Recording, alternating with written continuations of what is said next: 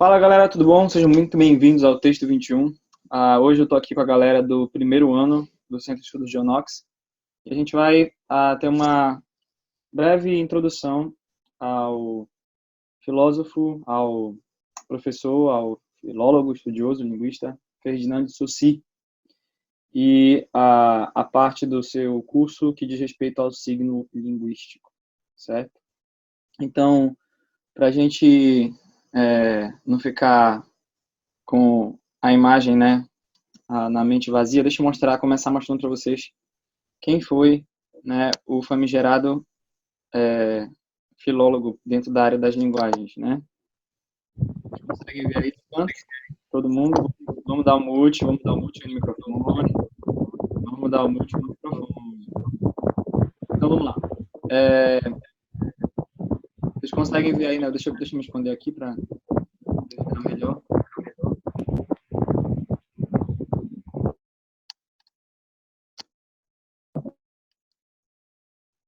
Então, olha lá. Esse simpático senhor aí bigodudo é o Ferdinand de Saussure, certo? Se escreve Saussure, mas como ele era suíço, de fala francesa, a pronúncia é Ferdinand de Saussure, certo? E aí, deixa eu parar aqui, ó. Pronto. Esse estudioso, né, linguista, filósofo suíço, ele é conhecido como o responsável, o principal responsável por ter desenvolvido a linguística como uma ciência autônoma. Então, antigamente, o que acontecia? Quando eu queria estudar alguma coisa relacionada à linguagem, não havia uma ciência específica para aquilo. Não. Quando alguém queria estudar, né, eu não estava lá, tá, gente? Não sou tão velho assim. Mas, antigamente, quando ele nasceu, para vocês terem uma ideia, em 1857, né, e faleceu em 1913. Então, é final do século XIX, início do século XX. Então, vejam que a ciência da linguagem, né, a linguística, é uma ciência em comparação com outras áreas científicas muito recente. Então, mas antes de Saussure, a linguagem sempre estava atrelada a alguma outra ciência, certo? A linguagem era sempre vista como um meio para se alcançar um conhecimento, um objeto científico. Então, foi a partir do momento em que Saussure começa a estudar a linguagem, né, dentro dos parâmetros que a gente tem aqui, que a gente começa a ver a linguagem como um objeto de estudo, ou seja, a linguagem não é um mero meio, não é apenas um meio, mas um objeto de estudo final, vamos dizer assim, de interesse científico, certo? E esses estudos, né, de Saussure, eles também foram aquilo que alavancaram os estudos dentro do campo da semiótica, certo? O que é a semiótica? Bom, eu não pretendo aqui, né, para quem está me vendo ao vivo e para quem também vai me ver depois, esgotar o assunto, que é impossível. Nós, só para vocês terem uma ideia, na universidade nós passamos um ano discutindo a disciplina de semiótica, certo? Então, eu vou dar para vocês aqui uma possibilidade, né, rápida de entendimento dentro de um nível que concerne o ensino médio. A semiótica, ela é a ciência que vai tentar desvendar como é que nós, seres humanos, nos relacionamos com os signos, certo? E quando eu falo aqui de signos, não estou falando do zodíaco, não, certo? Não estou falando de nada esotérico ou coisa do tipo. Quando eu falo de signos aqui, eu estou falando de tudo aquilo no mundo que representa alguma coisa. Então, se vocês prestarem atenção, o tempo inteiro nós estamos lidando com as coisas reais no mundo, certo? Que estão à nossa volta. Porém, ao mesmo tempo, nós estamos lidando o tempo inteiro com coisas que representam as coisas reais no mundo, certo? Seja através da palavra, certo?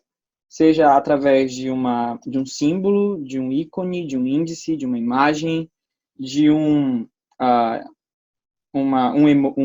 emoji, um emoji, né?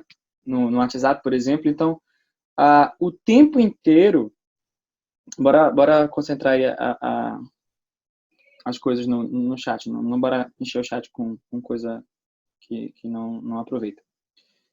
Então, veja que o tempo inteiro a gente está lidando com as coisas reais no mundo, mas ao mesmo tempo com coisas que representam essas coisas que existem no mundo, certo? Então, a semiótica, ela é uma ciência muito ampla, você vai tê-la em muitos e muitos cursos, certo? Mas eu não vou fazer letras, eu não vou fazer nada da área de humanas. Não importa, você vai ver semiótica em muitas áreas de estudo. Por quê? Porque em todas as áreas do conhecimento você tem a questão simbólica, certo? Por exemplo, na matemática. A matemática é um prato cheio para a semiótica, por quê? Porque você está lidando o tempo inteiro com coisas abstratas, por exemplo, na matemática, certo? A matemática é uma coisa que existe, certo? No mundo físico, no mundo natural. E como é que você representa a matemática? Com uma série de símbolos, né? Os algarismos, por exemplo, que você utiliza na hora de fazer um cálculo, são símbolos, certo? Você não tem ali 4. O que é o 4, por exemplo, certo? Ou seja, é algo muito abstrato. Quando você utiliza elementos de cores, por exemplo, numa pintura, alguma coisa do tipo, você também está lidando com símbolos. Enfim, tudo que está à nossa volta pode ser relacionado com símbolo, com coisas que representam outras coisas. Então, basicamente, a semiótica vai lidar com isso e Ferdinand de Saussure ele entendia, certo, a linguística a partir de um ramo mais geral, envolvendo essa questão dos signos, né?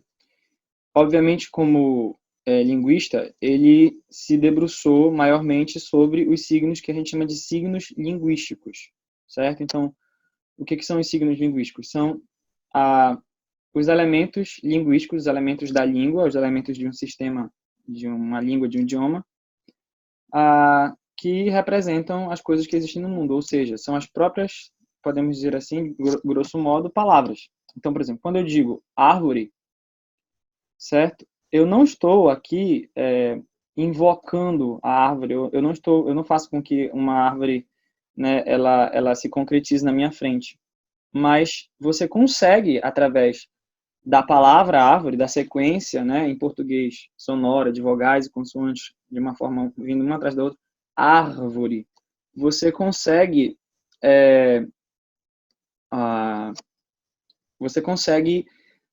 remeter psicologicamente ou mentalmente ao ser real no mundo, que é uma árvore, entende? Então, Saussure ele vai trabalhar com a semiótica com signo mais voltado para a questão linguística, por isso o nome signo linguístico, ok? Saussure também é responsável por muitas das dicotomias que a gente estuda hoje dentro da área de linguagens, certo? Como assim dicotomia? Basicamente, elementos que se relacionam de forma a se complementarem ou mesmo a se tornarem oponíveis. Exemplo, tá?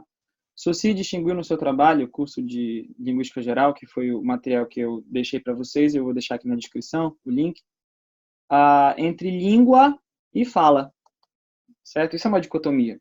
E eu já falei para vocês sobre isso um pouco em sala de aula. Então, para Saussure, o que era a língua? A língua era esse sistema, né, de valores, esse produto social na mente de cada falante, né, e que possuía, dentro da mente de Saussure, uma certa homogeneidade, ou seja, é o sistema, o objeto da linguística propriamente dito, né? Então, quando a gente pensa na língua, a gente pensa em cada indivíduo, certo? Sendo somado ali, e essa soma de um sem número de indivíduos que utiliza aquele sistema vai dar o produto, certo?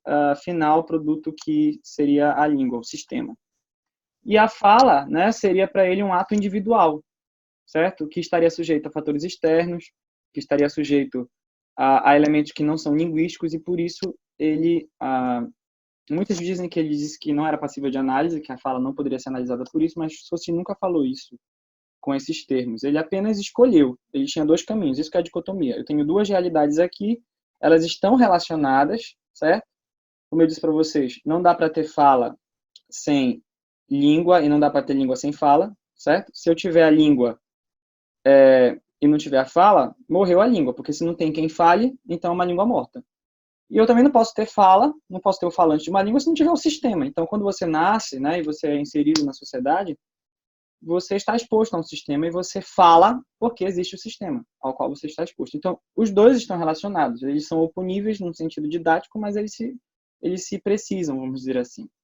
E aí, ele nunca disse que era impossível estudar fala nesses termos. Ele apenas, entre os dois caminhos, escolheu um dos dois e ele escolheu a língua por ser um sistema que ele considerou mais homogêneo, ou seja, há um padrão, vamos dizer assim, certo? Que a fala não teria, na visão dele. É dele também, por exemplo, a dicotomia entre diacronia e sincronia, que nós discutimos também em sala e eu revisei com vocês naquele resumão, certo? Ou seja, antigamente, antes de Saussure, você tem as ciências da linguagem muito voltadas para a questão histórica, certo? A evolução das línguas, como a gente mencionou na gramática histórica, ok? Mas Saussure, ele, de certa forma, foi pioneiro quando ele propôs uma visão sincrônica, ou seja, ele procurou entender a estrutura da língua como um sistema que está em funcionamento, né, dentro de um dado momento, que no caso seria o tempo presente, e aí você tem um recorte sincrônico do estudo da linguagem. Não que ele não tenha tratado da diacronia, não tenha estudado diacronia, mas ele fez esse recorte sincrônico que não era comum para sua época. Então, a gente pode ver em Saussure uma figura que, de certa forma, é um divisor de águas, certo? Assim como você tem isso em Sócrates, né, na filosofia, no âmbito da filosofia, você tem isso também no âmbito da linguagem, da linguística como ciência, em Saussure, certo? E é interessante que, como Sócrates, e até como Cristo, no caso, dividindo a história em antes e depois de Cristo, ele nunca escreveu nada. É assim, ele não deixou nada publicado. A publicação que nós temos principal dele, que é o curso de Linguística Geral, na verdade, foram os seus alunos, os seus discípulos, né, que assistiam às aulas que ele dava, e aí eles tomavam nota de absolutamente tudo que ele dizia. Então, eles pegaram essas anotações e fizeram então uma publicação. Então, o que a gente tem ali não é exatamente fala do próprio Saussure, mas foram seus alunos que reuniram ali todos os seus escritos como se fosse fala sua. Né? A mesma coisa que a gente tem em relação à questão de Sócrates e tudo mais. E os próprios discípulos em relação à figura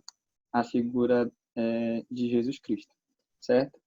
E aí, eu sei que esse material que eu dei para vocês, né, eu sei que ele é um material complexo. Na verdade, como eu expliquei para vocês, esse material, ele é um material que é típico da universidade, certo? Aí você fala assim, nossa, na verdade, para ser mais sincero com vocês, na universidade, muitos professores nem pegam no curso de Linguística Geral, como eu estou mostrando aqui para vocês agora.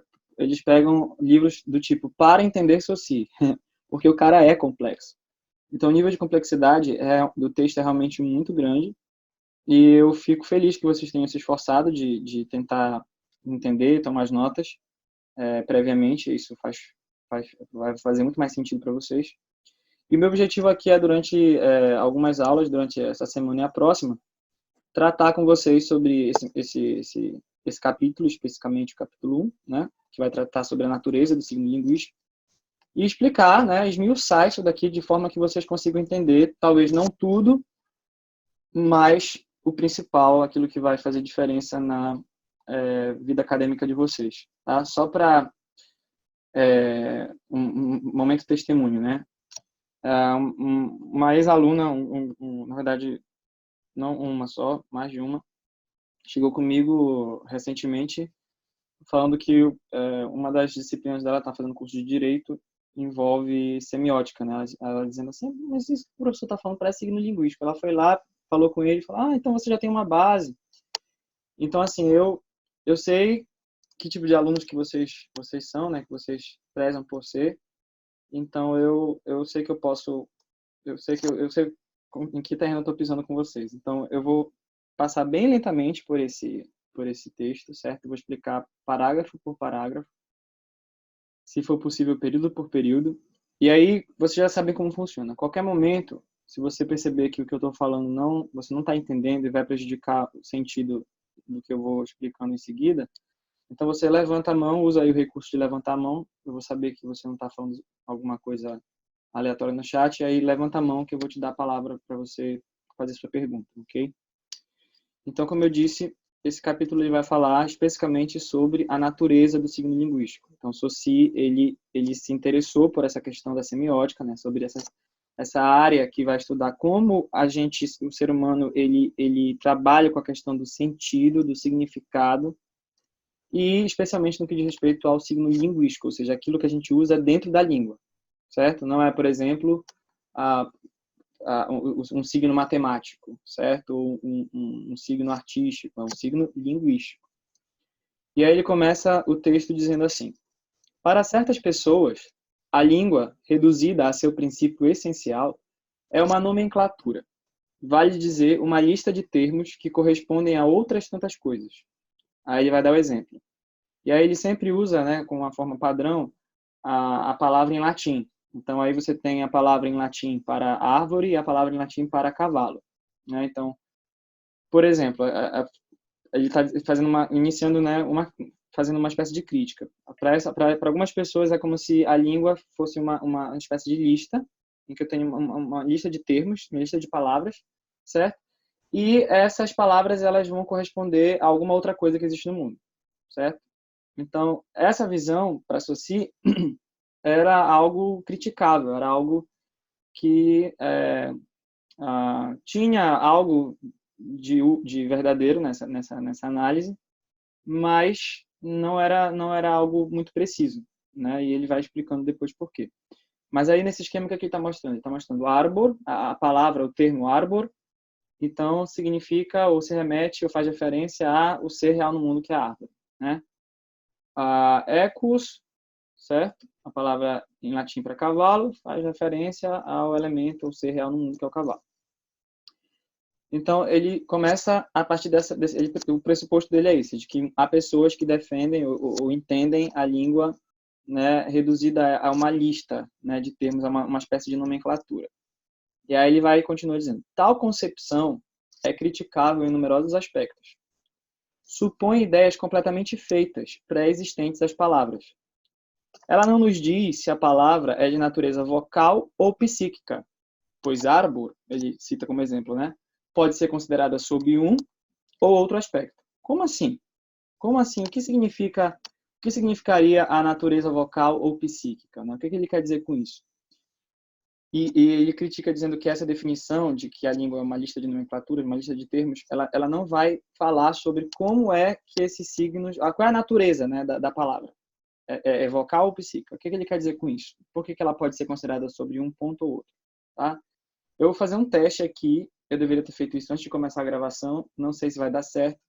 Mas, por favor, quem tem o microfone, quem está com acesso ao microfone, ativa o microfone, mas sem falar nada. Só deixa o microfone ativo, por favor.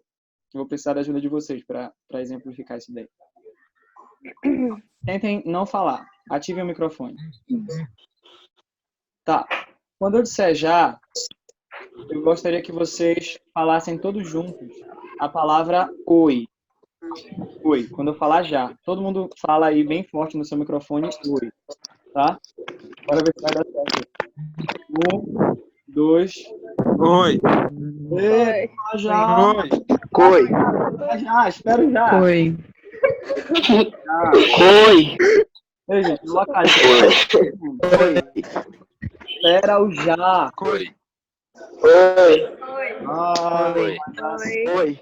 Oi. Pega, sexto ano. vocês estão alerta de sexto ano. Alerta de sexto ano. Fala já. Tá? 1, 2, 3 e já. Oi.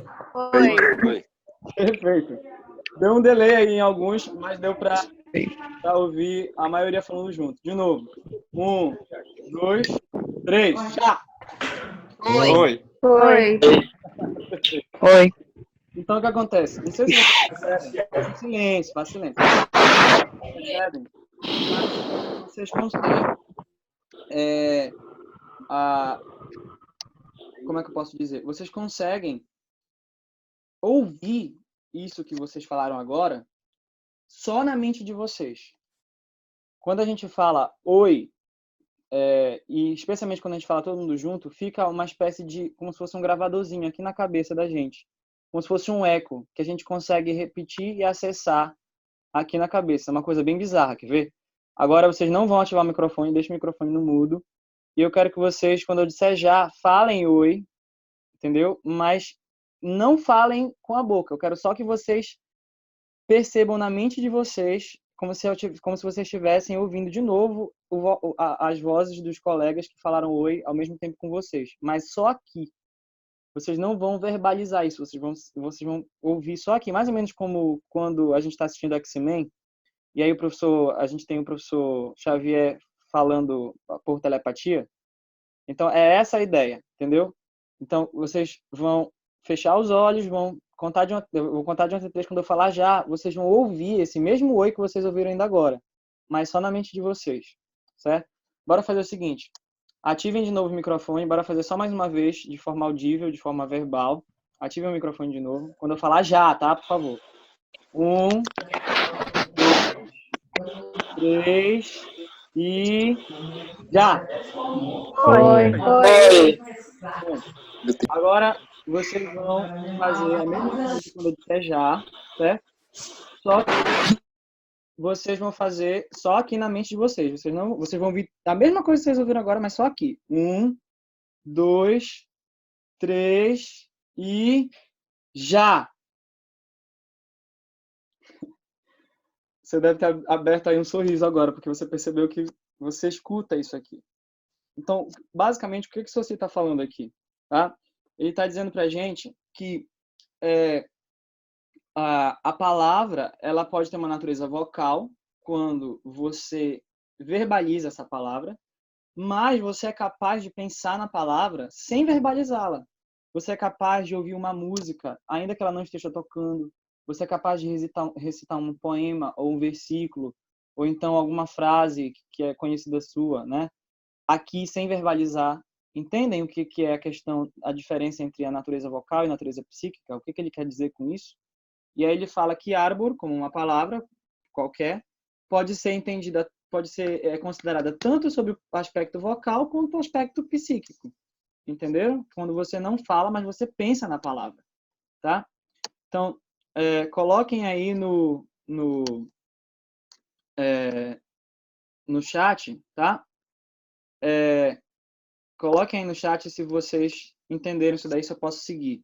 Se está clara essa diferença entre... Nessa parte que a gente já viu, o que é importante aqui vocês saberem? A diferença entre o aspecto vocal da palavra e o aspecto psíquico. Tudo certo aí? Posso prosseguir? Ok, beleza. Então, vamos lá. Ele continua e vai dizendo. Pode ser considerada sob um ou outro aspecto. Por fim, ela faz supor que o vínculo, né, aquela definição de língua como uma nomenclatura, uma lista de termos, faz supor que o vínculo que une um nome a uma coisa, então tá aí, ó, o árbor a coisa no mundo, o ecos a coisa no mundo, e assim por diante.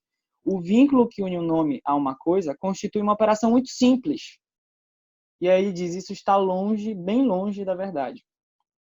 Aí faz o contraponto. Entretanto, esta visão simplista, né, que é dual, vamos dizer assim, pode aproximar-nos da verdade, mostrando-nos que a unidade linguística é uma coisa dupla, constituída da união de dois termos. Então, veja, a palavra, né, o vínculo que une um nome a uma coisa, não é, ele diz, uma coisa simples, como está aí no esquema, aparentemente. Mas ele nos aproxima da verdade a partir do momento em que ele nos diz que a unidade linguística é a união de duas coisas. Então, é como se você tivesse o signo linguístico, a palavra, e a palavra não é uma união, a palavra não representa, não há um vínculo entre a palavra e a coisa real no mundo, mas a palavra em si, o termo linguístico em si, certo?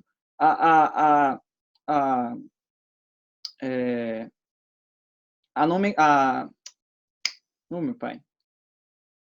A unidade linguística, usando o termo que ele colocou aí, né? A unidade linguística em si, ela é uma união de dois termos, de duas coisas.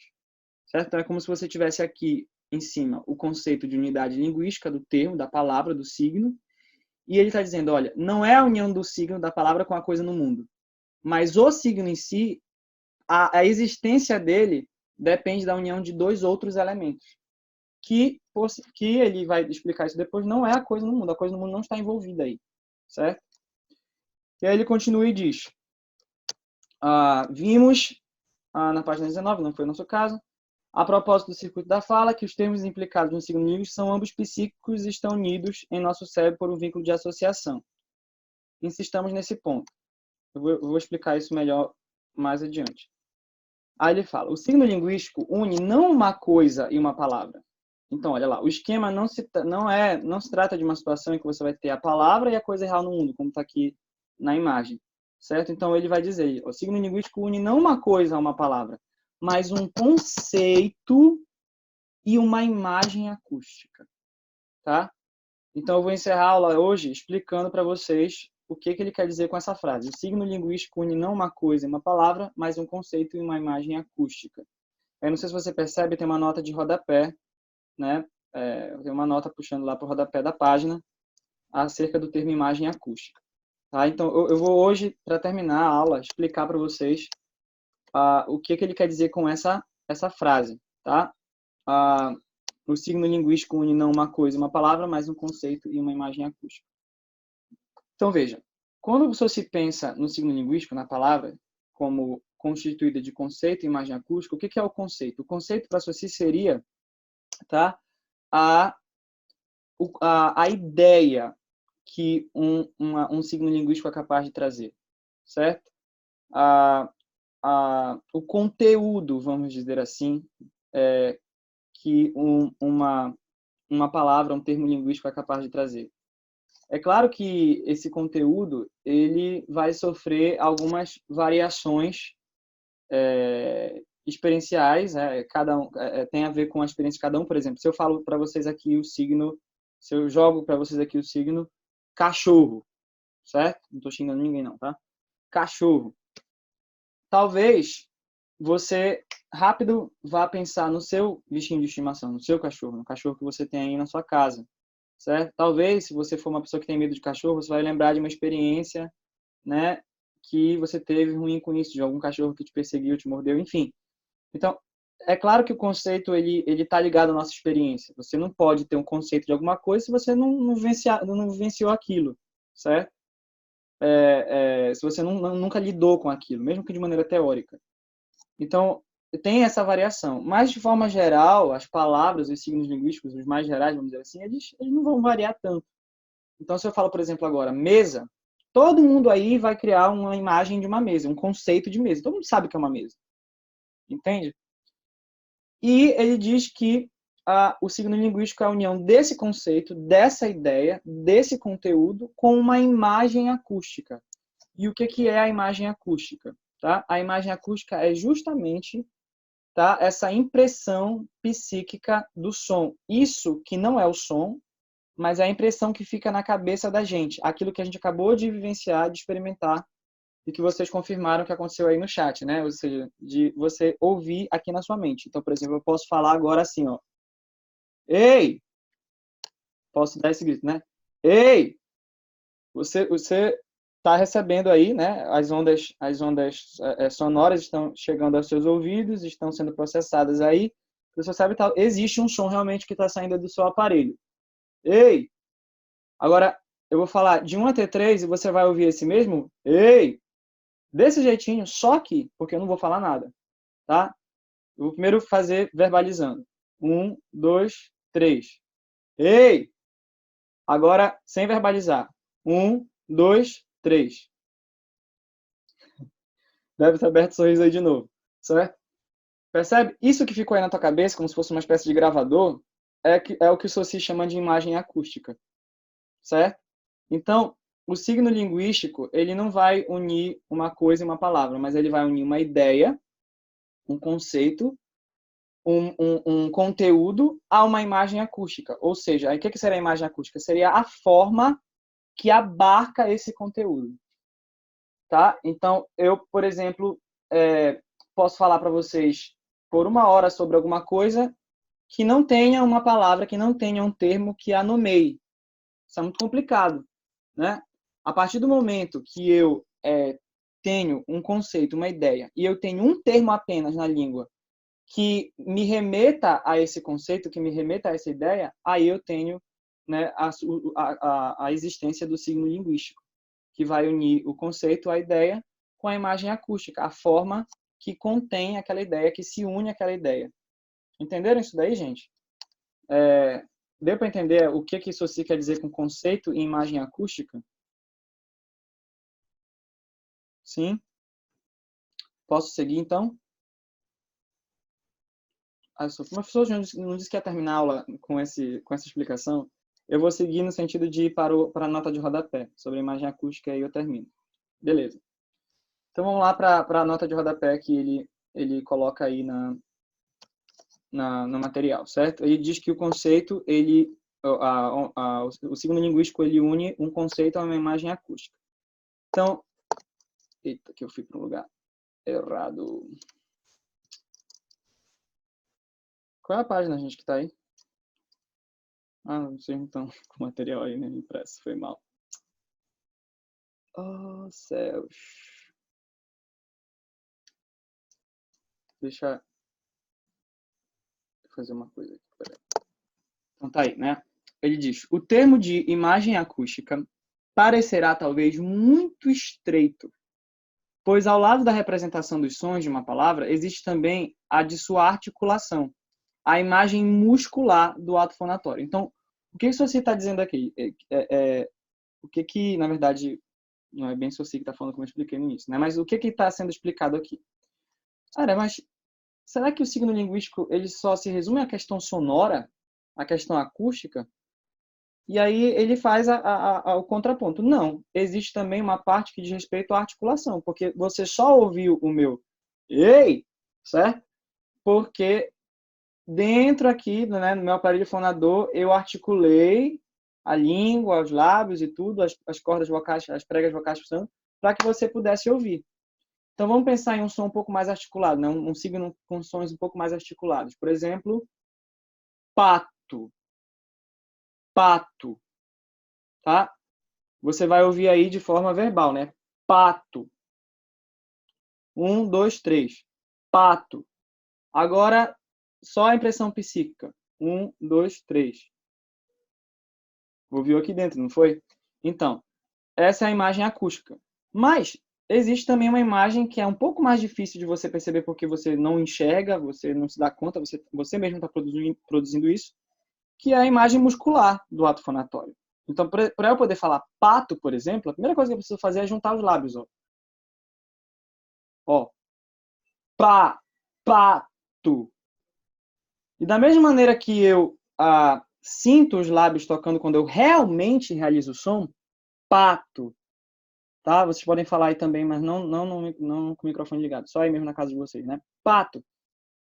Você pode imaginar os lábios também, só imaginar os lábios se juntando para formar o pato. Sem mexer os lábios, você pode imaginar, você pode mentalizar a junção dos seus lábios para produzir a palavra. Mas não está acontecendo de verdade. Ó, acontecendo de verdade. Pato. Agora, só aqui na minha mente. Percebe? Você consegue mentalizar isso. Então, isso seria a imagem muscular do ato fonatório. Então, por que ele escolhe, já que o som não é só a acústica, mas tem também a questão muscular, a questão física, articulatória, por que ele escolhe o termo imagem acústica? Por que não, por exemplo, imagem muscular? Por que não outro tipo de... Por que não um termo que ele conseguisse abarcar todo o processo da produção do som, e não só o produto? Tá? E aí ele explica. Para Soci, porém, a língua é essencialmente um depósito, uma coisa recebida de fora. A imagem acústica é, por excelência, a representação natural da palavra enquanto fato de língua virtual, fora de toda a realização pela fala. Então, o que ele quer dizer com isso? Que a língua é um depósito, ou seja, uma coisa recebida de fora. Você só tem a parte articulatória, você só produz o som porque você primeiro o quê? Ouviu. Então, você recebeu de fora. Certo? Foi depositado isso em você. Então, quando a gente pensa num signo linguístico fora da realização da fala, né, fora do contexto de fala, só o signo ali, fora de contexto, você não pensa em como você produz. Ah, agora estou juntando os lábios. Não, o que vem mesmo é a impressão psíquica do som, né? Então, é muito mais palpável para a gente isso, é muito mais perceptível isso para nós do que aquilo que a gente recebe, do que aquilo que a gente produz, certo? Então, a imagem acústica é, por excelência, a representação natural da palavra enquanto fato de língua virtual, ou seja, a língua que está a palavra fora da realização da fala. O aspecto motor pode, então, ficar subentendido, ou, em todo caso, não ocupar mais que um lugar subordinado em relação à imagem acústica. Então, você é criança, você está aprendendo a falar, você ouve toda hora, papai, papai, papai, papai, mamãe, mamãe, mamãe, certo? Você está ouvindo, você está recebendo, é um depósito. Uma hora ou outra, você vai acabar verbalizando, porque a imagem acústica ficou aqui. Então, o aspecto motor ficou subentendido, porque você recebeu a imagem, você captou a imagem, você já entendeu como faz. E quando você fala, finalmente, e usa a imagem, o que acontece? Você automaticamente está usando aqui o processo motor articulação, certo? Tá? Alguma dúvida? Nós vamos parar em termos de conteúdo por aqui.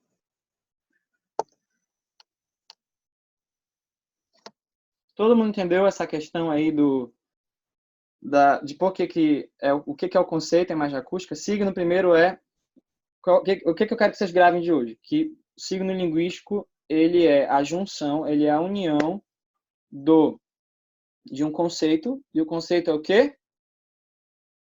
Conteúdo. É a ideia. E uma imagem acústica. A imagem acústica é o quê? É a forma. A forma que se junta ao conceito, dando assim sentido ao signo. Certo? Por que imagem acústica? Porque o que a gente consegue perceber melhor como falante é o que a gente ouve.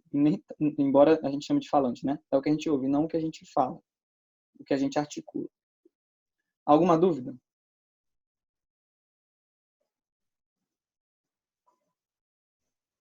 Ok.